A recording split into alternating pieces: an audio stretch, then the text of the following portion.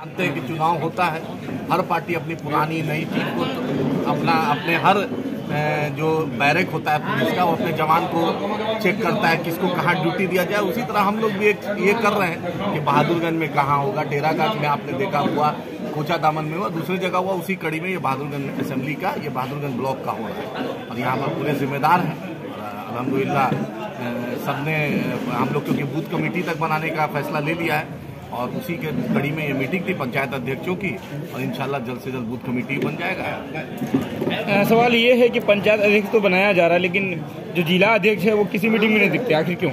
इससे पहले भी 2 दिन मीटिंग और हुआ, लेकिन जिला अध्यक्ष इसलिए नहीं दिखे हैं कि किशनगंज में कल एक बड़ा प्रोग्राम है इजराइल और फिलिस्तीन के मुद्दे में, फिलिस्तीन के हिमायती, उसी की तैयारी में थोड़ा लगे हुए।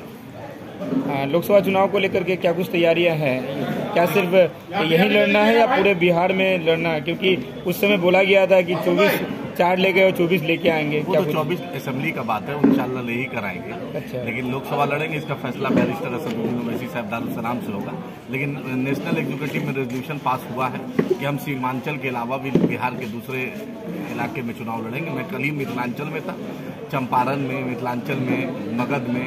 आज बिहार का ऐसा कोई जिला नहीं है, कोई अनुमंडल नहीं है जहां मजलिस इत्तेहादुल मुस्लिमीन का झंडा लेने वाला सिपाही खड़ा है। बिहार लड़ेंगे। बिहार में इस बार शिक्षक बहाली हुई, बाहर के लोग भी आए, लेकिन झारखंड में वही वहाँ के सीएम सीधा तौर पे बोलते हैं कि बाहरी किसी को नौकरी नहीं मिलेगा। इस पर क्या कुछ कहना चाहिए?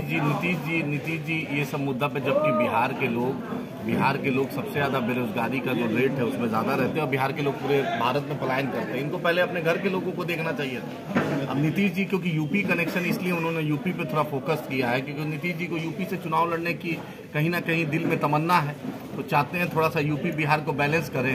क्योंकि ऐसा नीतीश जी के बारे में कहा गया उनके पेट में दांत है, तो शायद दांत का राज यही है कि यूपी से चुनाव लड़ेंगे तो यूपी को थोड़ा सा पुचकार रहे, बिहारियों को छोड़कर यूपी वाले को पुचकार रहे, ये भी एक रीजन हो सकता है। आदिल हसन आजाद एक ऐसा नाम जो विरोधी को जो जवाब देते हैं तो चार खाने चित कर देते हैं।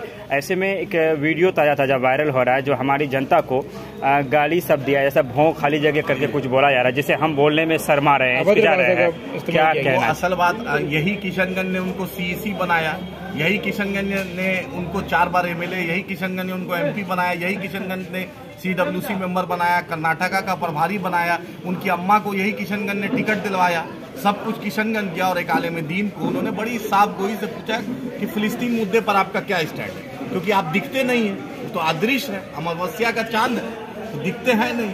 आप चलिए अमोर में यही बोलेगा नहीं दिखते हैं, चलिए आप बहादुरगंज में यही दिखिए, टेरागंज में, ये तो क्योंकि ये माइनॉरिटी डोमिनेंट इलाका है, ये सोचते मेरा रैयत है, इनको गलतफहमी हो गया है। तो इनको इंशाअल्लाह ताला इनको भी इनके एमपी बनने के बाद इनकी वालदा को हराया था यहाँ की आवाम ने, इनको भी जनता की अदालत में जाएंगे। एमआईएम एक भी मुद्दा पर अगर मुसलमानों के सीमांचल के मुद्दे पर वो आदमी अगर कभी बोला हो तो बतलाइए। एक एएमयू का पोस्टर लेके वो खड़ा रहते हैं ऐसे करके, एएमयू का पोस्टर लेके लोकसभा के बाहर, आप बतलाइए। धर्मेंद्र प्रधान देश का शिक्षा मंत्री ने उनके सामने कहा कि 2014 से पहले एचआरडी मिनिस्ट्री पर कहीं पर एएमयू किशनगंज का जिक्र नहीं है। तो यानी सोनिया गांधी जी जो आई थी किशनगंज में, वो झूठ